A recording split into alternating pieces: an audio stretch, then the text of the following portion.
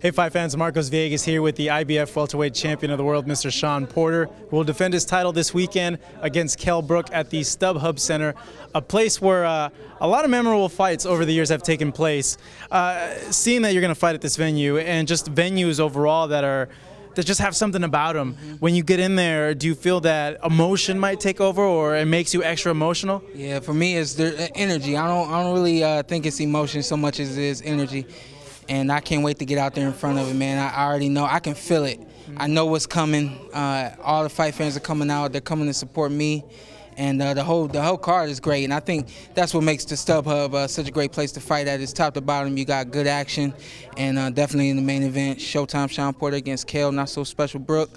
It's going down August 16th at the StubHub. I've heard you make a point about that he's not so special in your eyes. What about him is not so special? Why do you think he's just normal? I can say it at this point. We're a couple days from the fight. Anything that may disrespect him or his team, I mean, obviously I don't want to do that, but at the same time, I can be realistic. And realistically, I don't see anything special about Kell Brook. And trust me, I'm going to keep looking. And when I get in the ring, I'm going to find something. I'm going to dissect it, get rid of it, and take him out.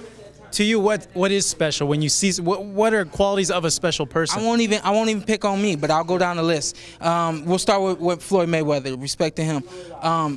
Unbelievable defense, unbelievable quickness, and he's got the best counters in the world. We've seen it.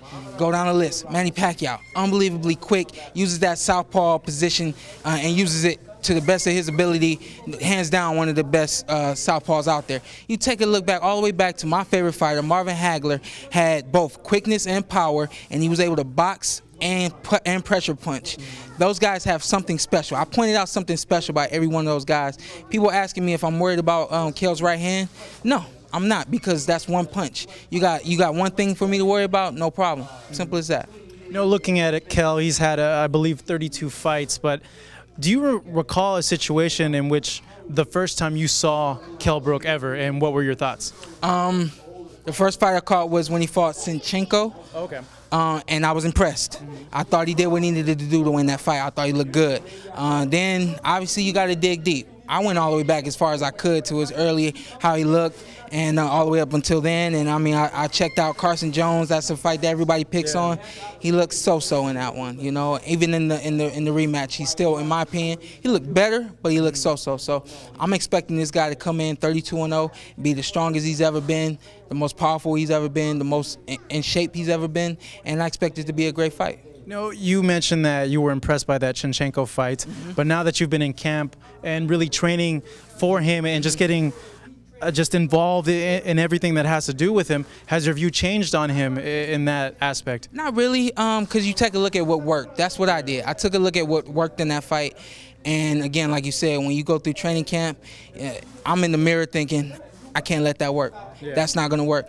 And that's my mindset, man. It's confidence, it's not cockiness. And when I get in the ring, I say I'm not going to let that work, and I'm going to stop whatever he has. I mean, if you go and you take a look back at Devin Alexander, we knew what he could do, and I just wouldn't let what he does good work. I wouldn't allow it. And that goes on for my entire career. Whatever you do good, I'm not going to allow it. No, I know you've been in camp in Vegas for a long time now, and I catched on your Instagram that you know, at times fighters need to get out and do things, and you told me in an interview last week we did that you love watching movies, and I saw that you caught the Ninja Turtles. Oh, man. Were you a huge fan growing up? I was, and trust me, man, training camp is very hard. I went to the 10 o'clock show and didn't start till about 10:30, and I was nodding off thinking, oh, this is so great, you know what I mean? It was a really good movie. They did a really good job with it. Who was your favorite turtle growing up? Who was your favorite turtle growing up? Mine, honestly, was Donatello. Donatello. And in the movie, you saw the movie, right? Yeah, Who was your favorite in the movie? Michelangelo. Michelangelo. There you go. So, I mean, it made you like, oh, okay, this is cool. Now, me, I kind of think I have more of a personality like a Michelangelo, always trying to have fun, so he was my favorite growing up, and it showed up in the movie, man. I was so proud of him. We kind of went off tangent, but I'm glad we could have a moment about the movie. Mentally, playing the fight in your head, how are you going to beat Kell?